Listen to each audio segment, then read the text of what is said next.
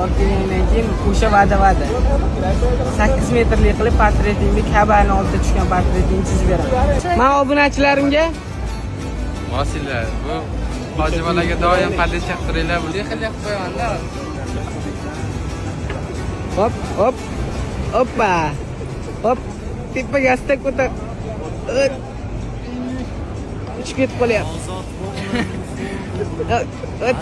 Mana shu talanti bilan tanilgan. Taqarsa chop qo'yinglar. Omad do'stim, inshaalloh yetib borgun. Juda ham chiroyli. Bu emotsiyasini aytib bera olmayman. Albatta sen 10 barobar kuchliroq his qilasan buni emotsiyasini. Sababi mana 3 oydan beri yo'lda yuribsan.